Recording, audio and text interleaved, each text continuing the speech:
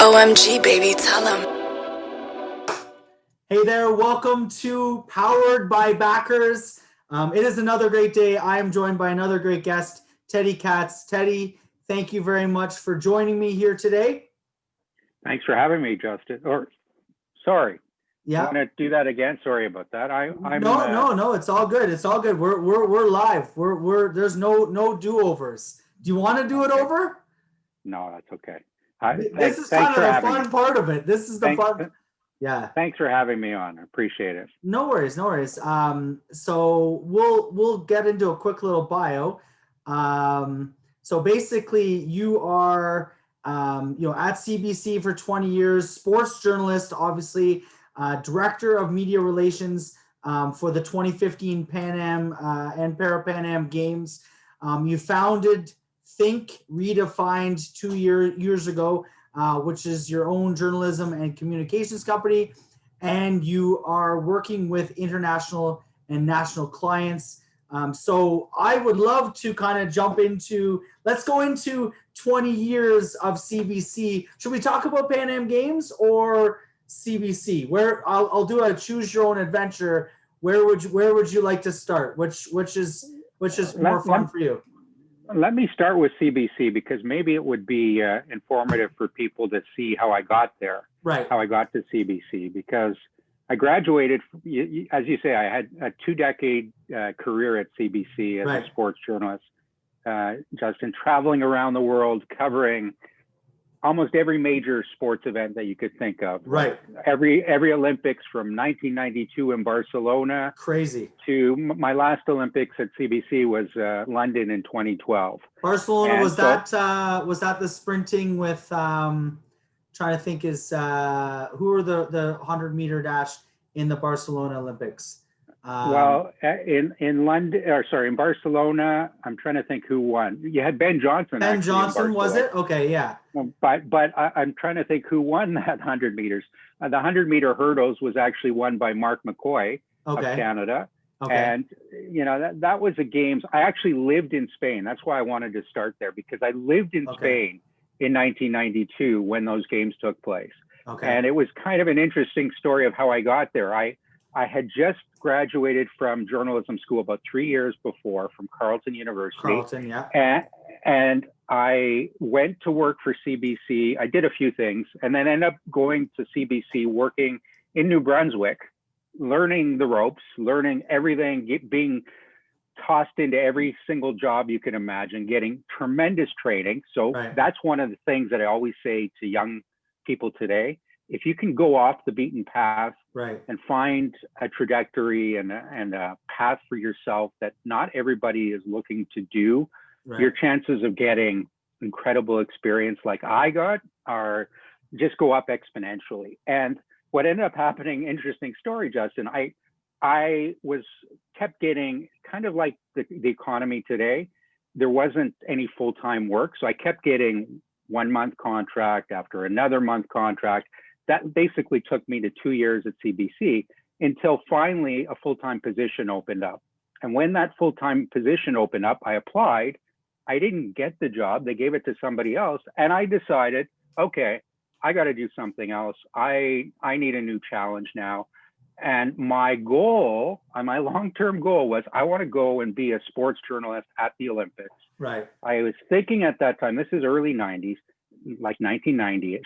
I'm thinking at the time, okay, I want to get to the next Olympics. My radar had me thinking about Atlanta in 1996. It was going to be the Centennial Games. Right. And then I started to think, well, wait a second. The next games are 2 years from now in Barcelona. I'm going to go and learn some Spanish. I'm going to plant myself in Spain as a freelance journalist. And, I'll try and work for CBC, the Canadian Press, and others, and we'll go from there. So I went, planted myself in Spain, and the rest is history. I became became much better known at CBC because suddenly there's very few people that they have over there reporting for them. Right. So suddenly I'm on the airwaves almost every day. And the big break for me, the aha moment, Justin, was I'm there for the Olympics, but I'm also there for the Paralympics. Right. And this was a moment in time where the Paralympics didn't receive nearly the coverage, nearly near the coverage they should have received. Right. And still, in my opinion, still don't receive that coverage that they deserve even today. Right. But it's much better today than it was in 1992.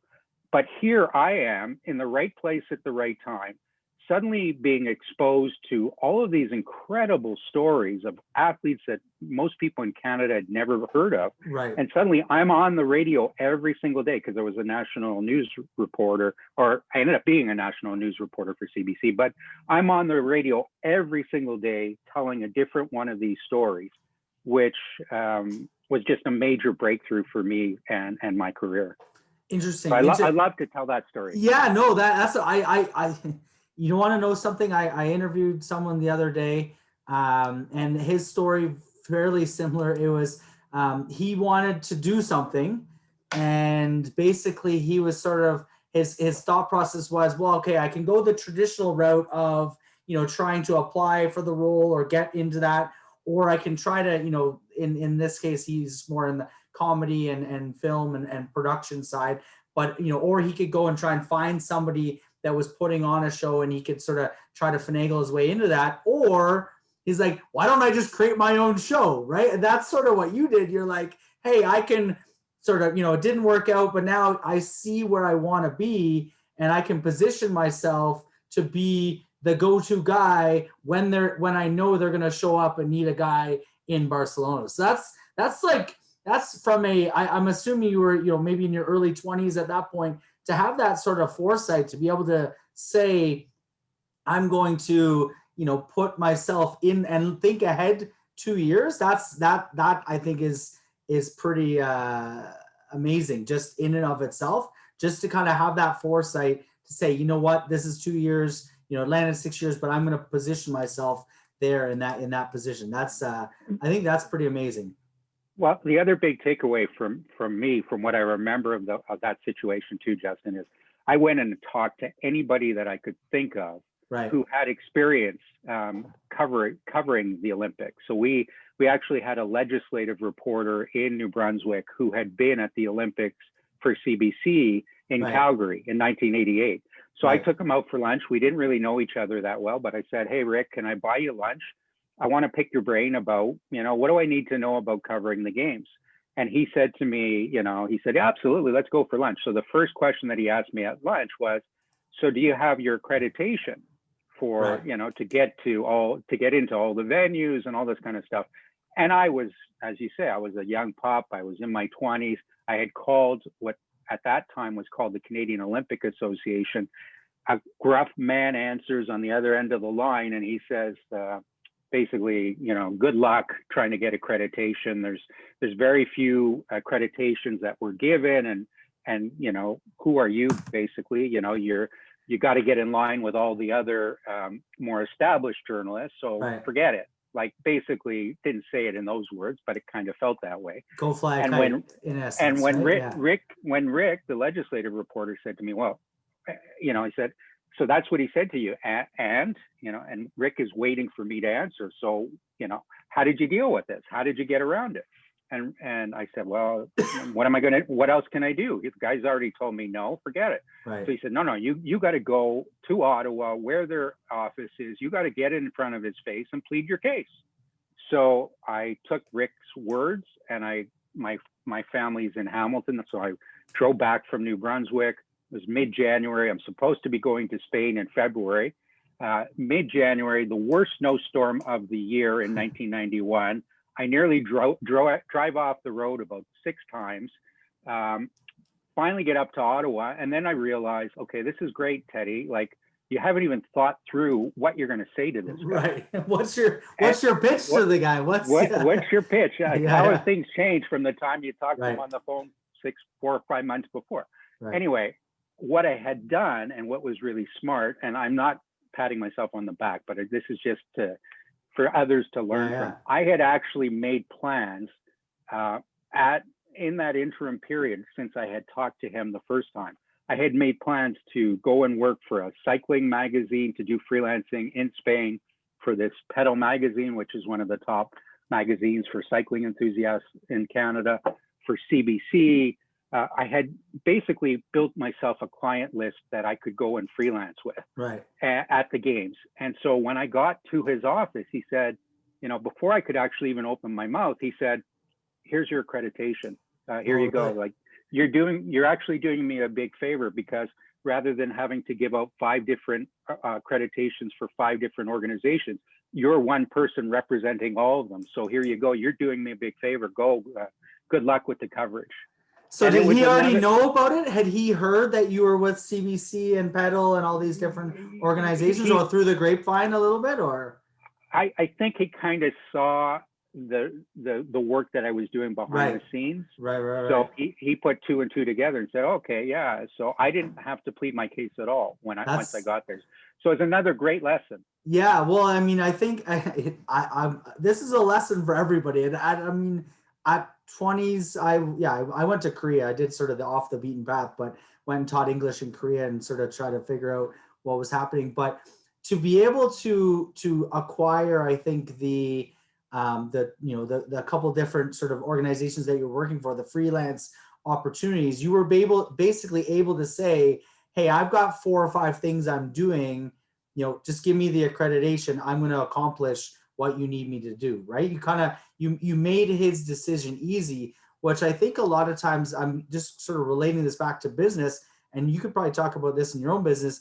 If you go out and get a couple customers or people that already are validating you and your idea and what you're doing, the next person in line is going to be that much easier to convince, because now you're saying, hey, I've done this 4 times. I'm going there already. You might as well just give me the accreditation, right? And you were persistent too, right? Because you asked, it was sort of a blatant no, and then you went and you worked on it anyways, and now you come back and they're sort of like, okay, yeah, the no was because of XYZ. You've answered those questions, or you've eliminated those concerns. Now here you go. I think that's an amazing, from just a life lesson of what to do when you're in business. Well, the big mistake, sorry, Justin, mistake that a lot of us make in business is we tend to make it all about ourselves, right, as opposed to making it about them. Right. So, put yourself in your client's shoes, or in this particular case, in the shoes of the communications person for the Canadian Olympic Association. How can you make their lives easier? And in this case, I actually made it easier. Right, exactly. He was like, hey, you know what? You just solved 5 problems with 1, right? Or sort of killing multiple birds with 1 stone. Interesting. Okay, so obviously you went to many Olympics. You had a great career there with CBC. I mean, I would just ask, what would be the highlight of, whether it's Olympics, Paralympics, what would be sort of the highlight of covering those events, or any other types of events that you covered? What might be a highlight, and then maybe a low light? I don't know. What are just sort of the 2 opposing ends there? Well, let me give you a couple of highlights, because it's hard to pick one, but one of my favorites was covering, and let me give you a sort of the context of the kind of reporting that I did as a sports journalist at CBC. I always tried to have a bit of a niche in the sense of, I was a national reporter and sport was kind of my beat, but we did not have, I would say, an audience that was, for the most part, all that knowledgeable about sports as CBC radio listeners. So I was always at these big events trying to look for the little nuggets, the little angles, the stories that would be of interest to somebody who wasn't a huge sports fan. Right. So one of my favorites was in 2010, covering the World Cup in South Africa. It's the first time that Africa is hosting the Vuvuzelas. The Vuvuzelas. That there is one night in particular where Uruguay was playing against. Let me think. Who was it? Uruguay was playing against one of the African nations. I think it was Cameroon, if I'm not mistaken. And it was like the entire stadium, 80,000 people, were all there to cheer on Africa.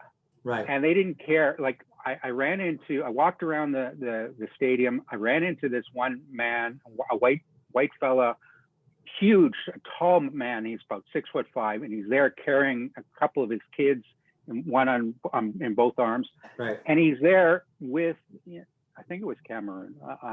For some reason, it's escaping me the country right now, which it shouldn't. But anyway, he's got the a wig on with the color of this country. Right. The white guy, but he's cheering on this African nation, and he just says to me, I said, "What's that all about?" He said, "Well, you don't understand. Like for years, we've been kind of the doormat of the world, and nobody takes us seriously in Africa. Everybody thinks that we're backwards, that we're not as developed as. Look around, and this is our chance to show the world a different side to Africa." And that's what I loved about sports, was where big sports events took on much more meaning than just the score of the game. It was much more social, political meaning, and I love covering those kinds of events. I also, one of the highlights for me early on was in '92 in Barcelona, that one of the big events there was the NBA had joined the Olympics for the first time. So you had the first dream team with Michael Jordan playing, and the stadium, as you can imagine, was always full. What year was that? Sorry, 94? That's 92. Oh, that is the 92, right? Okay, yeah. Okay. So right after those Olympics, where I mentioned the Paralympics, most people had never seen them before. So I'm there covering the women's final of wheelchair basketball. It's Canada against the U.S. And Canada has, I don't believe, had ever beaten the U.S. before. So this was an incredible game. It went back and forth. They had given tickets away. So the stadium was as packed as it was during the Olympics for the Dream Team. It was like full of 15,000 people watching this final between Canada and the U.S. The game is going back and forth into the final seconds.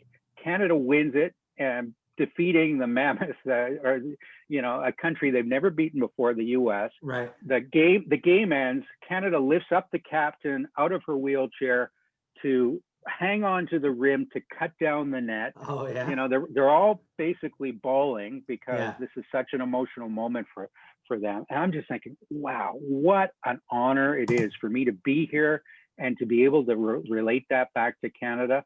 And I become a huge passionate fan of the Paralympics and telling these kinds of stories ever since. Awesome. So have you done also, like every Olympics you've done the Paralympics? And I mentioned, we'll talk about the Pan Ams. You did the Pan Am as well. So you've kind of parlayed that initial kind of experience into being maybe the go-to guy for the Paralympics. Is that? I've done several different Paralympic games over the years. And in fact, with my company now, one of the companies that I do a lot of work with is the International Paralympic Committee. So even though my last Olympics was 2012 in London, I've actually I went to the Paralympics to work on the media team with the International Paralympic Committee in 2016. And I was supposed to be going to Tokyo Japan? with them. Right. And unfortunately, that didn't happen this summer, but hopefully I'll get a chance to go in 2021. Interesting. It's funny. You mentioned the World Cup. Just a side note. While I was in Korea, I was actually there during the 2002 FIFA World Cup. So I actually caught a couple events. And you're right. The atmosphere, even though you're in Korea, where arguably none of the other countries have the same representation, the Koreans would often choose one of the two teams to sort of represent. So you'd have, obviously people would travel to watch, but you'd have a lot of, homegrown Koreans maybe cheering for Mexico. Like I went to a USA Mexico game in a second round game, and the whole stadium was cheering for Mexico, but 90% of them were Korean. So it's sort of like that same concept. They were just showing, appreciation for the world and, wanting to people to see, Korea on a sort of different stage, I guess. Right. So very interesting. So talking about games, the Pan Am Games, I actually live in Scarborough, very close to the Pan Am Center, the aquatic center. Have used its facilities many a time. It was a legacy build. What are your thoughts? Because you were not so much for the Pan Am as a you weren't sort of the on the camera side, you're more on the business side, right? For the Pan Am Games, right? Yeah. So So what, like, you're not, I guess the word would be not so much on the journalism side, but more on the, I guess, on the media communications. relations. Yeah, Yeah. communications, right? So, how was that transition, and what was that like sort of working through the Pan Am Games? Was it a success? I think it was relative success. How did that all play out for you? Well, that was from the fuel to the fire type of thing, because it was, when I joined the organizing committee, my role was in communications to try and help lead our communications team, Right. and help try and tell the story, but in a different way than I did as a journalist. Try and help Right. tell the story of the organizing committee and why this event mattered to Toronto and just how big it was going to be. Because Right. people don't realize, it was one of the biggest sports events that Canada has ever hosted, between the Pan and the Para-Pan Am Games. And you were the guy giving out the passes, right? You are now the guy in control of the passes, right? Exactly. So there was a younger Teddy coming up to you saying, "Hey, can I get the credentials, right, to get in," right? So absolutely. And what was interesting, Justin, is like, I was in that role for 3 years, Right. and it was very challenging because suddenly, people didn't think much about the game. So, there was a lot of criticism early on when I went there, like 2 or 3 years before. And we really struggled to try and get our story out. We really struggled to try and get people to see just how important this event was, how if people were interested in the Olympics, they were going to see a lot of these young Olympians and Paralympians participating at home, right? In a rare opportunity. And it wasn't until the games actually came around that people started to see that. They started to see how the city just came to life. There were concerts every single night. Right. It was spectacular. And you talk about that Scarborough Pan Am Center, the pool, the aquatic center.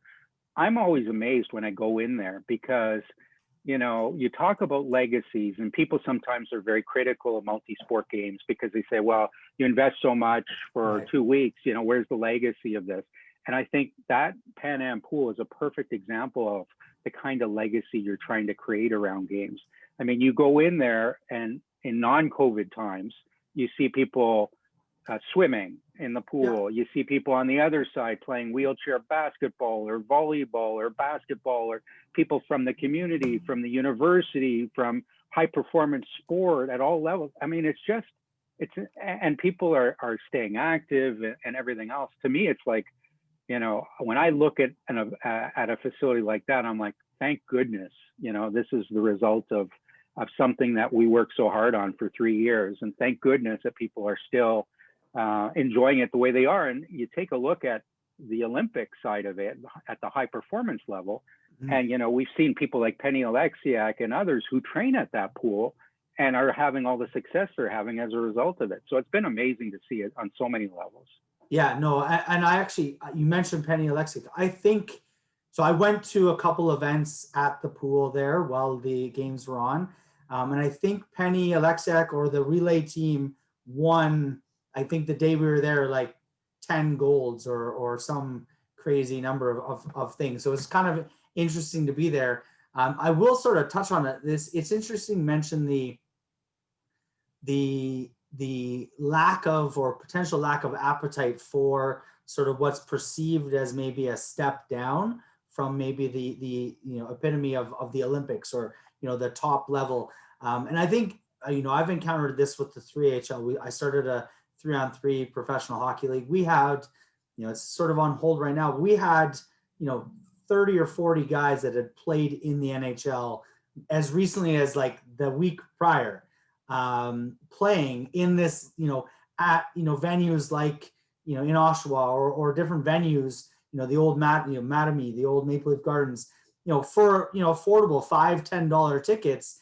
And you couldn't, it was very difficult to get the community to really realize the level and the skill that was there until you showed up. And then people that were there would say, oh my God, this is amazing. This is some of the best hockey I've seen. And when we were there at that Pan Am Center, like, we saw the enthusiasm of the athletes, and we were, you know, the whole environment. I don't know if you were at that venue, but it was rocking. Like the place was sold out. They had a big tent off to the side. So as you said, they were probably doing events and different things sort of in between the actual sporting, but that place was rocking. And when we went away from there, we were sort of had the initial impression of what are we getting into, or what, you know, what can we expect? But then walked away like this was an amazing event, excited to be a part of. And as you said, you know, then went on to watch Penny in the Olympics, you know, the year or two after, and sort of, you know, having been part of that journey. It's kind of interesting. So it's interesting to see like sports fans, you know, how do you get them involved in arguably, you know, sort of a second tier? I don't want to call it second tier, but you know, it's this, because ironically, where you with the Pan Am, it is in fact the same athletes. It's not even like it's the AHL or the minor league. It's literally like, you know, the preseason, right, kind of thing, or almost like a qualifier for the Olympics, right? So, well, people what are your thoughts on that? How did you overcome that? People need to hear the stories, and that takes me back to being a journalist at CBC. So I try and think of what are the stories that really people need to hear. So right. in the case of the Pan Ams, you know, that was the year, you know, in 2015 was the year that Andre DeGrasse, the big sprinting star now, he was starting to emerge in the NCAA and starting to show. So as soon as I heard that, and our team heard that, we were like, we got to get in touch with Andre to make sure, first of all, that he's coming. Second of all, that the media knows his story and can tell his story. So we tried to do different things like that. I think it all comes down to the old adage in journalism. You have to show people rather than tell people. Right. And you know, you can tell them all you want, but until they actually start to see it and are there, and you somehow get them in the seats, and so that they can see it for themselves, like you, they're going to come away thinking much differently about this event. But Justin, I'm a big believer in this stuff. Like I'm actually on the board of the Canada Games Council. Okay. And so I was in in Red Deer last year. We had the games in Red Deer, Alberta. And, you know, it was a very difficult time in Alberta, as you can imagine, because the oil industry has really gone sideways. So the community there has really suffered economically. But they were so happy that 5-6 years ago, they started on this path to build the infrastructure, to bring the community together, to host these games. It provided the community with so much outside of sports. Like they built extensions to the airport, they built some highway updates to the highway that they needed, and they gave people hope at a time when they didn't have much hope. Right. And actually right now, I'm doing some volunteer work with Hamilton. The bid committee in Hamilton is trying to bring the Commonwealth Games to that city in 2026.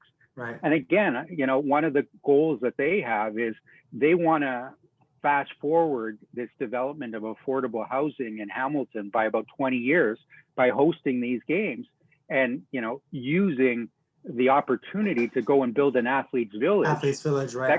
That could be turned into affordable housing. Right. And I'm like, this is a no-brainer. I'm trying to tell people in Hamilton that this is too good an opportunity to pass up. Interesting. Yeah. So I love the idea of the stories. I mean, that's, if you can hook somebody with you know, an interesting story, an up and comer, like you said, Andre DeGrasse, or I guess I don't even know if Penny Alexiak was even sort of on the radar or what the other stories were. Definitely being able to kind of tell that story and get people in, you know, over just the, you know, hey, it's your city versus your city, you know, in the NBA championships, right? It's sort of, there's more to it. And I think sports, if you're able to tell that story, that kind of draws things in a little more. It's interesting though, I want to talk about the legacy side, because I mean, I don't know statistically or financially the losses necessarily incurred by host cities, I guess, if you will, or venues. You probably know that a little better, but you know, would the Pan Am Games be a better, like it seems from a outsider's perspective that the Olympics is a losing proposition, like right out of the gate. But I would think that the Pan Am doesn't have maybe the same costs that maybe make it a little more palatable, or Commonwealth or games like that. Like, do you have any sort of understanding around like the financials of some of those and what maybe makes a Commonwealth or Pan Am more palatable than, say, an Olympic Games, which from my understanding is at the way it's going right now, and then maybe things will change with COVID and, you know, Japan or Tokyo having had to cancel or postpone.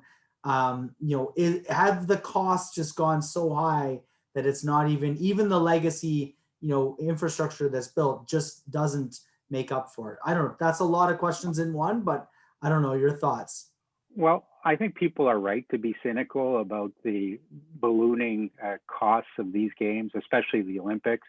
Right. After what we saw in Sochi, right. That it was crazy what they did there, and you know, they set the bar so high that nobody's ever going to be able to afford that kind of thing. So the International Olympic Committee right now is looking at reducing the costs in whatever way they can, reducing the sports. I was mentioning the Commonwealth Games in Hamilton for 2026. Right. They're actually talking about reducing the number of events to try and make it more affordable so that Hamilton could go and put on an event so they don't have to go and spend enormous amounts to build new venues. They can use whatever they have that is existing and refurbish and renovate those that are in need of some upgrades. In the case of the Pan Am Games in Toronto, we actually came in under budget in terms of the cost of the organizing committee. Where people sometimes get confused is, you know, sometimes the levels of government, the provincial government, the federal government, they can decide because this games is coming to the city, they're going to tackle other projects to kind of leverage the opportunity to invest in other ways. And sometimes people lump in all those budgets together and say, well, this ended up costing whatever, and it's over budget. Well, that's not actually the reality of the situation. So in the case of the Pan Am Games, you'll remember that one of the auxiliary projects that was built around those games was the rail extension to Toronto Airport. So now you can go from Toronto Airport downtown. You couldn't before. And they used the Pan Am Games and the deadline of the games to actually get that built. In a similar way, in Toronto for the games, they built the new Athlete Village. Was a development that had been in the works for, you know, in the plans of the city of Toronto for years, and they had never gotten around to doing that. So they used the excuse of the games to say, we're going to develop this project that isn't part of the organizing committee budget, but we're going to develop this project because we're going to use it for housing after the games, including some affordable housing, and we'll be able to use it for the Athletes Village during the games. So it sort of lights a fire under their ass a little bit in other aspects of the city and development and the province, in this case, you know, the country, to kind of, you know, come together with maybe a deadline in mind. Absolutely, like that's what these multi-sport events actually do. And now many of them, including, as I was mentioned, the Commonwealth Games, they're looking for how can we right size these games? Because if we're going to be successful going forward, you know, I know in the case of Hamilton, they're trying to say, okay, Hamilton, what are your priorities as a city over the next 6 to 7 years? And how can we fit these games in to meet those, to actually help you meet those priorities? Which I think is a great way to go. Yeah, no, definitely. I agree. So, I mean, I don't know the stats. I don't know. So so you said it was under budget for the Pan Am based on the committee's budget, but obviously when people start lumping in all these other numbers, it kind of inflates it. Would something like the Commonwealth, so the Commonwealth would be slightly different from the Pan Am Games as to who's competing. Would it be at that same scale though, or level, or I'm trying to understand what the difference between Pan Am and Commonwealth is. I know what the difference between Pan Am, the term, and Commonwealth. Obviously, Commonwealth is all of the countries in the Commonwealth, but you know, where is the scale of the two? I think they would probably be on pretty similar, Right. on a similar level. Okay. Like the last time the Commonwealth Games took place in Canada was in 1994 in Victoria.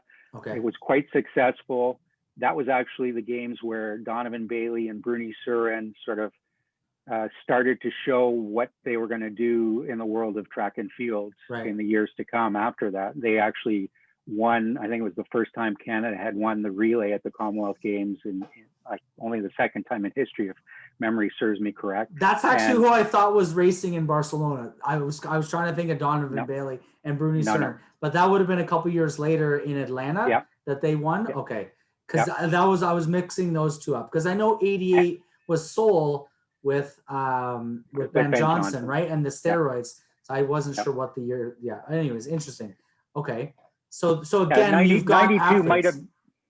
92 might have been Linford Christie, if I'm in terms of the 100 meters. But my memory is not serving me too well. But anyway, the 94 Commonwealth Games took place in Victoria.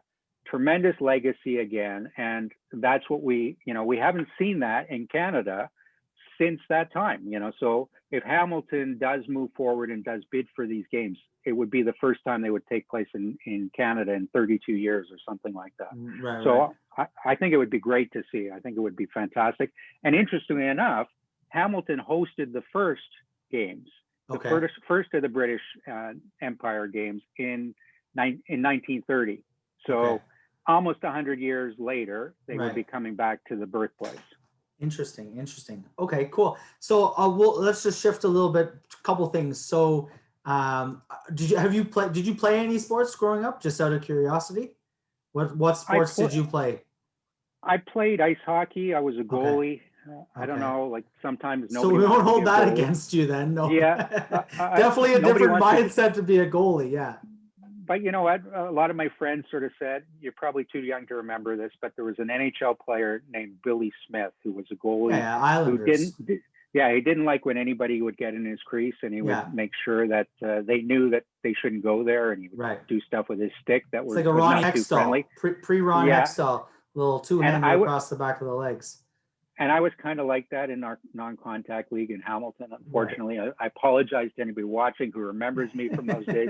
But anyway, I was okay at hockey. I played a little bit of baseball late in life, and actually was okay at that too, but never good enough to play at the levels that I ended up covering. And maybe that's why I went on and did what I did. I have there's 5 brothers. I'm one of 5 brothers. So grew up in a family that loves sport, and but I was probably the least fan of the 5 boys. I would go, like, I had this thing where if I was covering an event, I could not be a fan of that team, because and I would never show my allegiance. So we would go to Olympics sometimes, and we'd have some members of our reporting crew say, "Hey, did we win any medals today?" And I'd be like, "Who's we?" Like, when did you become part of Team Canada? You're unbiased, impartial, right? Yeah, and you can't be doing that, and and you'd have to sort of explain why that is to some of these journals. Yeah, no, definitely. And just for the record, I played sports. I didn't play at any of the levels you mentioned, except I played once in the Canada Games, lacrosse for Ontario. But that was fantastic. Yeah. Well, lacrosse is actually going to be in the next Canada Games again. It hasn't been for a while. It hasn't been for a while. So yeah, it was back in Oshawa in like 90. I don't even 90, 91, 92, somewhere around that point, I guess. I would think. Yeah. Anyways, so okay. Well, let's jump then to what you're doing now. Think Redefined. What? Tell us a little bit about Think Redefined. What, like you mentioned, sort of some clients you've got. What exactly are you doing with Think Redefined? Well, Justin, it kind of brings my 2 passions. And the 2 areas where I've had the experience, I kind of bring it into one in my company and Think Redefined. And that's the journalism. So I try and help, right now we live in a world where there's just so much noise. and everybody likes to tell their story, and Right. everybody talks about storytelling, but I don't think very many people do it very well, and they struggle to get their message out. They struggle to try and tell their story in a way that is going to connect with their clients. So that's what I try and do. I try and sort of say, okay, tell me a little bit about your story and who your audience is, and I'll find ways to message it, get your message out, and draft your materials in ways that are going to, pull at the heartstrings, make that emotional attachment for folks. So that's one area. The communication side is sometimes, people are looking for, okay, they draft their materials, they put out their articles, but how do I get it into the right hands? How am I telling my story, and where am I telling it? And am I actually doing it in a good way? And some people want to make contact with journalists and with media, and I can help them because of all the contacts that I've made over the years. I can help them, find ways to navigate an area that a lot of people have issues or don't know how to get mine their way through all that minefield sometimes. Interesting. And so it's been 2 years. So let's sort of shift gears to I'm just going to ask you, like, what inspired you to kind of go out on your own? Like, you're with the Pan Am Games and with CBC. What made you want to do it just for yourself and not kind of with someone else?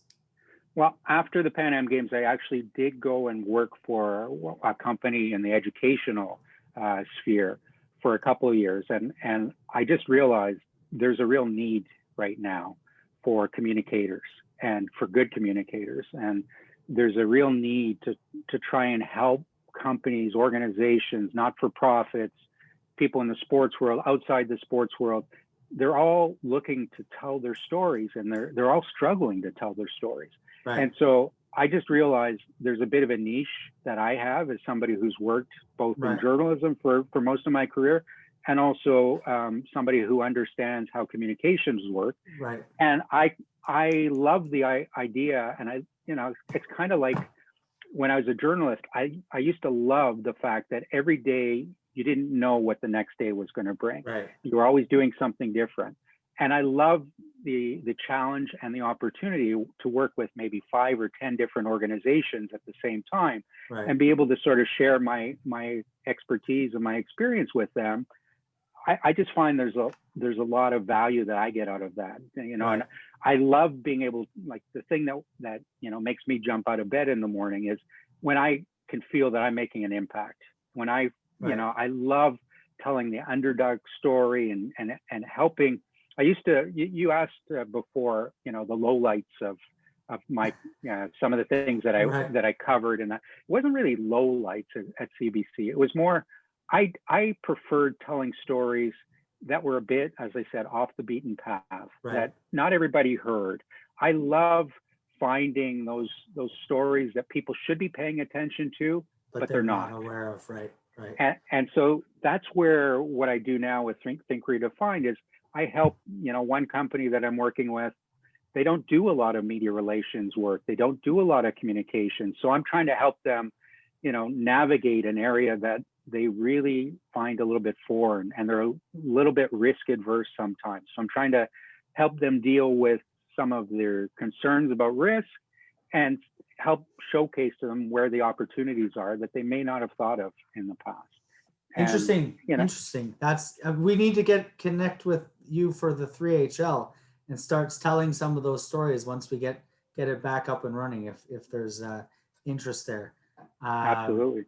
But okay, so I was wondering, because a lot of people that are on here, there's sort of that like turning point where you're kind of like I there's just not being met on one side, but it's not really that. It's just you saw an opportunity where you had sort of a collection of skill sets that could apply to something that maybe was being underserviced, which is another very valid reason to start a business or a venture, right? Is you're filling or fulfilling a demand sort of that's being left in the or unfulfilled in the marketplace, which is interesting. it's also sort of building on your network. So Right. if you have a decent network and you know a fair number of people, like in my first year in business, if this is helpful, I'd love to share it. I went again, just with the old philosophy that I had. I'm going to go and pick the brains of anybody and everybody who was doing similar work or who I thought might be helpful. And I had more coffee in the first couple of months of building my business Right. than somebody's supposed to drink in her lifetime. Yeah. I had more coffee intake in that time than you can imagine. And I took everybody and wrote down little piece of advice that I got along the way. And, you know, somebody basically said to me, you know, you just have to go and, you know, or one of the things that I looked and I asked all these people was, where are the gaps when Right. it comes to my area of communications, and I've got the journalism background, where are the gaps and where are the opportunities right now? Right. And I picked the brains of all these people and kind of built my business based on some of their feedback.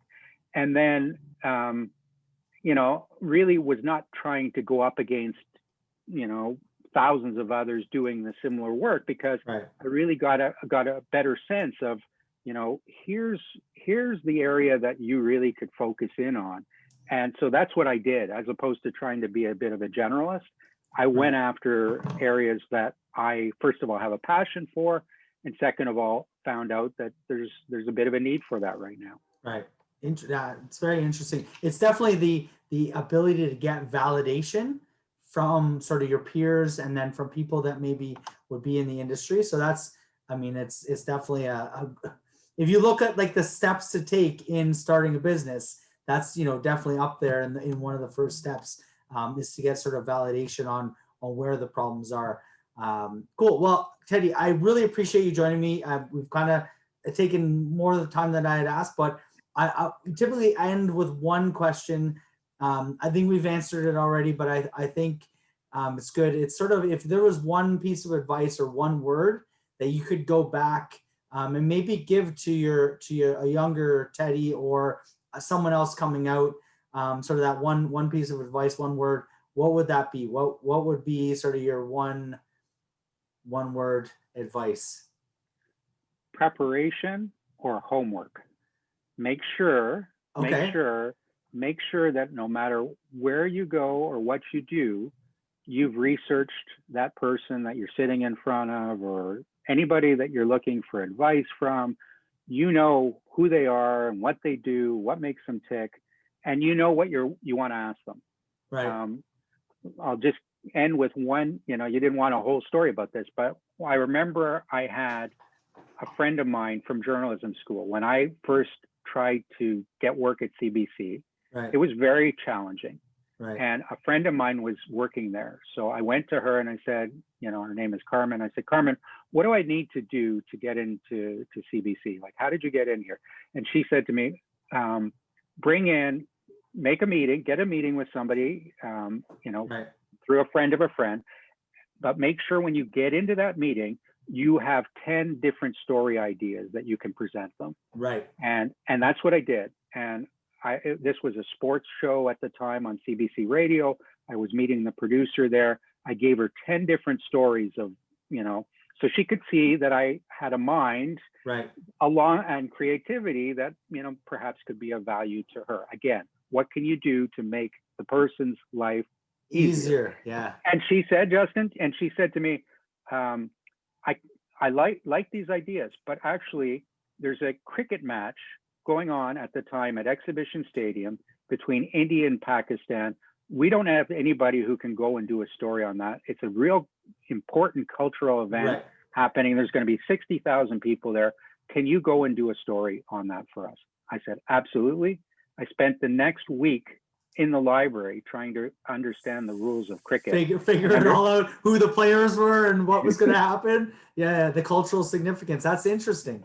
So you basically, so I love the preparation and the homework aspect. I mean, I use it, you know, I talk about with some of our employees, like initiative, right? So I like the idea of going in there, taking the initiative of saying, okay, I'm meeting with somebody, I'm preparing for a role, maybe I'll show them what I'm going to do when I'm in that role before they even hire me, right? And then by you showing that initiative and you kind of coming there with that kind of enthusiasm, they were ready to hire you and say, hey, maybe not the 10 you brought in, but I see your, sort of, flexibility, maybe depending on the variation of the 10 and your ability to maybe go pursue something. So yeah, that's amazing.